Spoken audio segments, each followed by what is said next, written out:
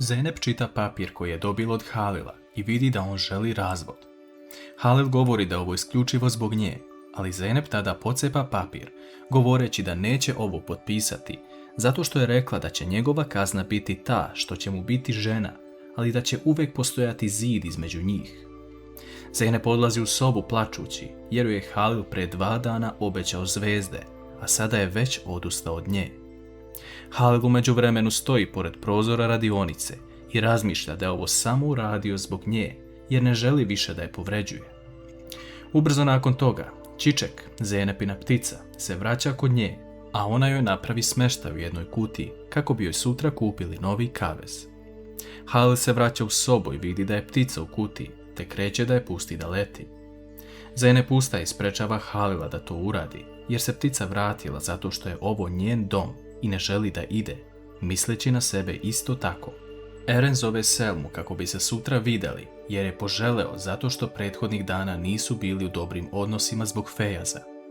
Selma pristaje na to, a Eren nakon što prekine poziv, ugleda kako 3 mladića žele da uzmu novac od Hakana. Vidimo da Hakan nije dobro raspoložen nakon Ferihe, jer je ona otišla i sukobljava se sa njima, a Eren prilazi i pomaže mu.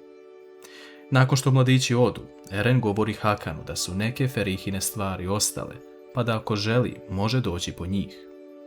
Hakan samo kaže Erenu da ih baci, a Erenu bude žao što vidi Hakana ovakvog.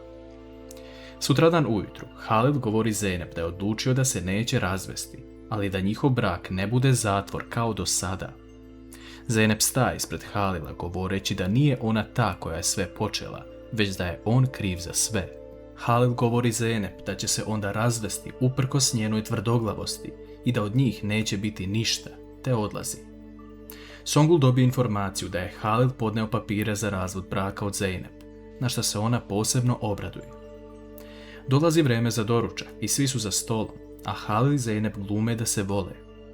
Zeynep dobija poziv od prijateljice da će doći večeras da čestita na venčanju, a Halil joj govori da moraju nešto da potpišu večeras i da mu je ona potrebna za to, misleći na papir za razvod braka. Zeynep tada zove Čemila govoreći da će početi sa pripremom posle doručka i ignoriše Halila.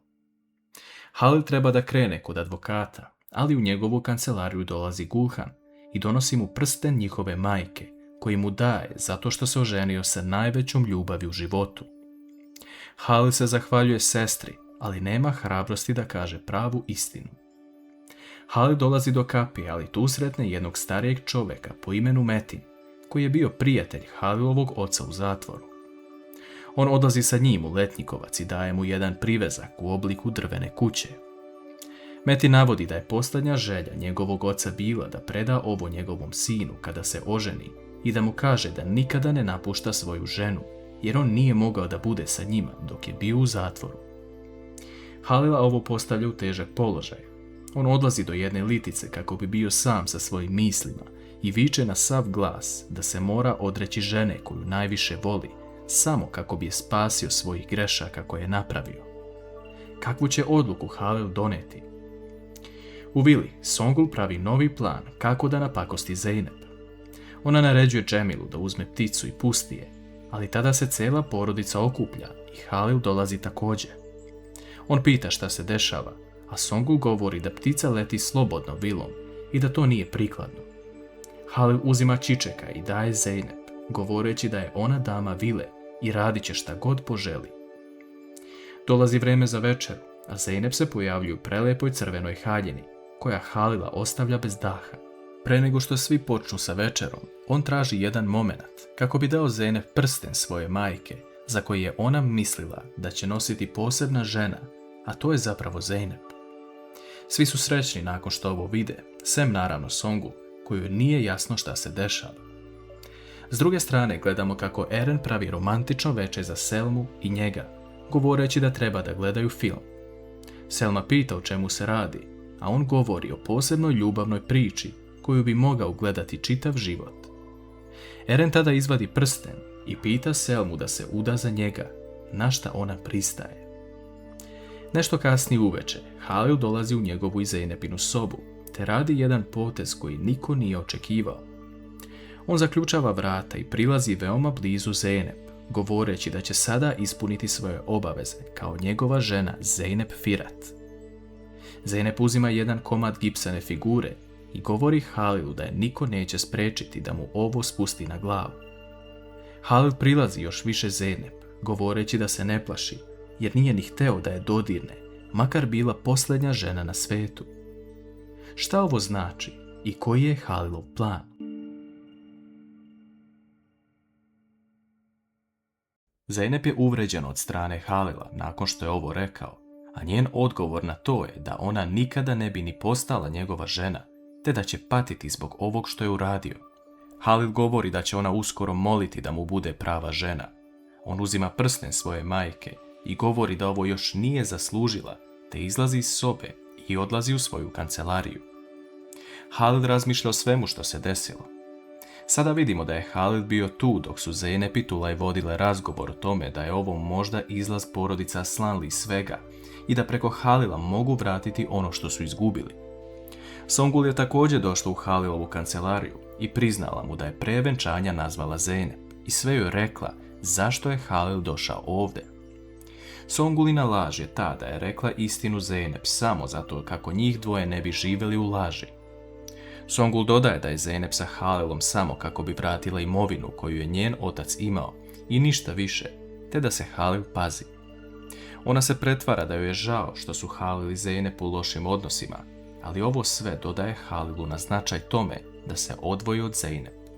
Eren je srećan što se verio sa Selmom i već želi da saopšte to svojim porodicama. Selma ne zna kako će njena majka ovo prihvatiti, ali Eren odmah zove svoju majku, prenoseći joj lepe vesti, da je odlučio da se ženi. Njegova majka misli da je to sa devojkom iz njegove mladosti, ali on govori da nikada nije obećao ništa vezano za nju i da se ova devojka zove Selma.